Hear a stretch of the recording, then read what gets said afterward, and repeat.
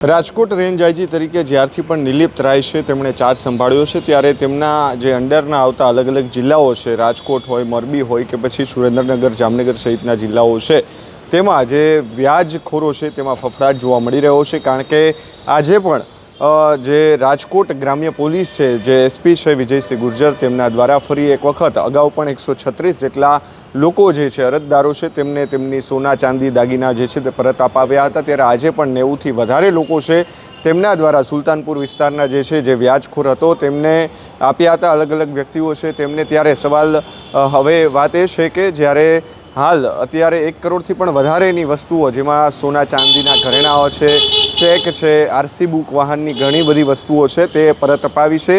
વ્યાજખોરો ઉપર સખ્ત પગલાં લેવાનો ગુજરાત રાજ્યના માનનીય નાયબ મુખ્યમંત્રી શ્રી, માનનીય ડીજીપી શ્રીના નિર્દેશ મુજબ અને રાજકોટ રેન્જના ડીઆઈજી શ્રી નિલિપ્ત રાય સાહેબના માર્ગદર્શનમાં રાજકોટ ગ્રામ્ય જિલ્લાના સુલતાનપુર પોલીસ સ્ટેશનમાં એક સારી કામગીરી કરવામાં આવી છે, જેમાં ફરિયાદી શ્રી લલિત ઉર્ફે નિલેશ મોહનભાઈ ટારિયા એ મોવિયા ગામના રહેવાસી છે અને એ 44,000 જેટલા રૂપિયા આ કેસમાં જે આરોપી છે એની પાસેથી લીધા અને 20,000 રૂપિયા જેટલા પૈસા વ્યાજમાં ભર્યા પછી એ વ્યાજ નહીં આપી શક્યા, તો વ્યાજખોર જે આરોપીઓ છે એની પાસેથી 3 ગ્રામ સોનું, 340 ગ્રામ ચાંદીનો કડો અને 17 ગ્રામ ચાંદીની લડી, આમ કુલ 1,20,250 રૂપિયાનો માલ પોતાને અહીંયા રાખી લીધો અને આને ધમકી આપીને ત્યાંથી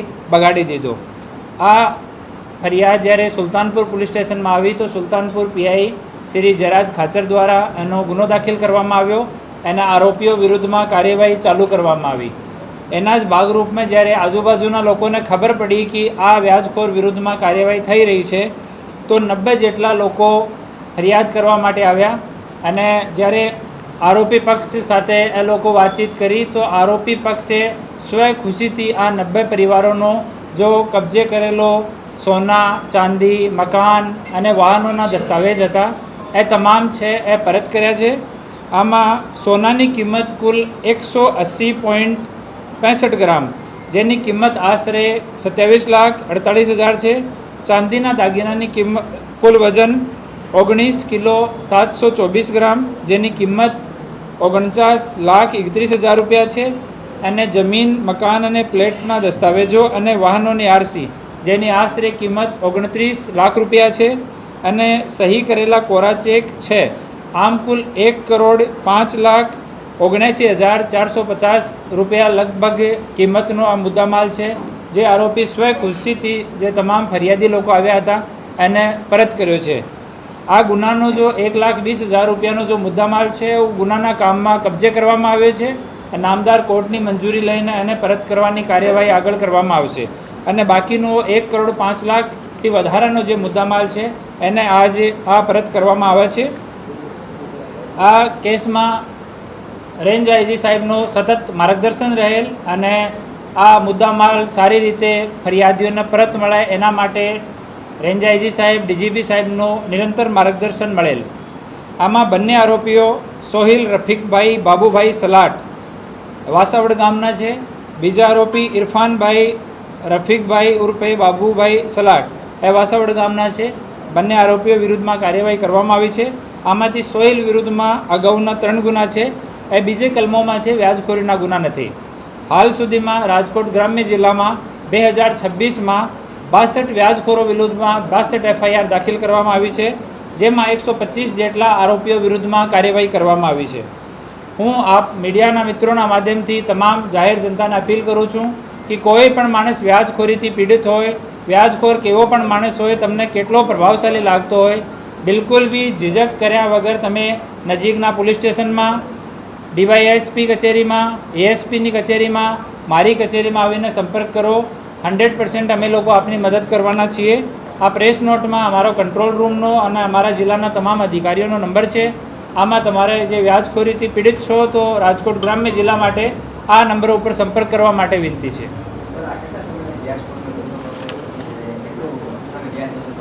આમાં લગભગ 5 વર્ષ જેટલા અલગ અલગ ફરિયાદી આવ્યા છે છેલ્લા 5 વર્ષના, અને આની 3% લઈને 10% સુધીનો આની વ્યાજદર હતી.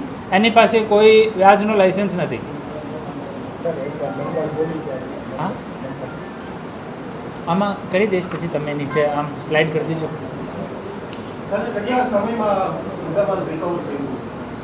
આ મુદ્દામાલ જ્યારે ફરિયાદ આવી પછી પૂછપરછ કરવા ચાલુ થયા તો જો અલગ અલગ ફરિયાદી આવ્યા, આરોપીઓને પૂછપરછ કરી તો આરોપી અને એનો પરિવાર છેલ્લા 2 દિવસમાં રેડી થઈ ગયા કે ભાઈ અમારે પરત કરવાનું છે. અને ફરિયાદી પણ એનાથી સંતુષ્ટ હતા કે અમારે આગળ કાનૂની કાર્યવાહીમાં નહીં જવાનું અને પરત કરી દે તો અમે લોકો સંતુષ્ટ છીએ. હાલ કોઈ બીજો વ્યક્તિ નથી મળ્યો. આરોપીના ફાધર પહેલાં આવો જ કામ કરતા હતા વ્યાજનો, પરંતુ હાલ એની માનસિક સ્થિતિ જો છે એ સ્ટેબલ નથી, તો એ આરોપી 2 ભાઈઓ છે એ બંને આવું કામ કરે છે. વ્યાજના બધા લોકો વ્યાજવાળા છે અને ગીરવી મૂકેલો બધો સામાન છે, ગીરવી મૂકેલો છે. એક આરોપીનો ગુનાહિત ઇતિહાસ છે, 3 ગુના છે એનો. ભાઈ, તમે કોની પાસેથી પૈસા વ્યાજે લીધા હતા અને કેવી રીતના તકલીફ કેવી પડી હતી પૈસા લેવા? કેટલા પૈસા? 40,000 રૂપિયા લીધા હતા અને દવાખાના બાબતનું હતું એટલા માટે લીધા હતા પૈસા વ્યાજ કરીને. અને કેટલી ચૂકવણી કેટલી કરી? 40,000 આપી? 20,000 રૂપિયા જેવી ચૂકવણી કરી દીધી હતી હા. અને બાકીની હતી ચૂકવણી. બાકી? હા. પછી તમારા દાગીના લઈ ગયા હતા એ લોકો? અમારા આજે દાગીના જે બધું લઈ ગયા શું કેવી રીતના એની પાસે કઈ રીતના પહોંચી? એ ભાઈ વ્યાજ ફરીનું કરે ને એ લઈ ગયા હતા દાગીના ને બધું. પછી આપણે સાહેબ પોલીસ સ્ટેશન સુલતાનપુર ત્યાંનો સંપર્ક કર્યો. પછી સાહેબે મને પાછું બધું અપાવી દીધું. શું વસ્તુ તમને અપાવી? ઝાંઝરી, જુડો, જે કાંઈ મારું વસ્તુ હતું એ બધું તમામ એ બધું સાહેબે પાછું અપાવી દીધું. અંદાજિત કેટલા રૂપિયાનું હશે એ બધું? 1.5-2 લાખનું અંદાજિત હશે. કેવી પોલીસની કામગીરી કેવી સારી લઈ ગઈ? બહુ ખૂબ સરસ. બીજા લોકોને કાંઈ કહેશો વ્યાજે પૈસા લેતા હોય એને? ન લેવા જોઈએ ને એમને પૈસા ન લેવા જોઈએ. વ્યાજના ચુંગલમાં ના ન ફસાવવું. કોની પાસેથી લીધા હતા પૈસા? નામ વાસાવડ આપણે ભાઈ સોહિલભાઈ કરીને નામ છે, એની પાસેથી લીધું. કેટલા ટકા અંદાજે? 3% અંદાજિત. ખેડૂત ભાઈઓ છે ખેતરમાં ડ્રોન ઉડાવતા હોય છે ત્યારે આપણે એક પ્રશ્ન સતાવતો હોય છે કે જે આપણે અત્યાર સુધી જીપીએસ ટેકનોલોજી વાળા ડ્રોન વાપર્યા છે, જેથી કરીને મોબાઈલ ટાવર છે અથવા તો હાઈ ટેન્શન લાઇન પસાર થતી હોય, કોઈ વૃક્ષો હોય, ત્યારે જે જીપીએસ ટેકનોલોજી વાળા ડ્રોન છે એમાં ટકરાય અને ટ્રેસ થાય છે. પણ એગ્રીવન લાવ્યું છે GNSS ટેકનોલોજી ડ્રોન, જેથી કરીને એ ડ્રોન છે એ કોઈ જગ્યાએ ટકરાય નહીં, પોતાની રીતે જ ડિસિઝન લે છે અને મૂવ થઈ જાય છે, જેથી કરીને GNSS ટેકનોલોજી ડ્રોન છે એ વાપરવાનો આગ્રહ રાખો.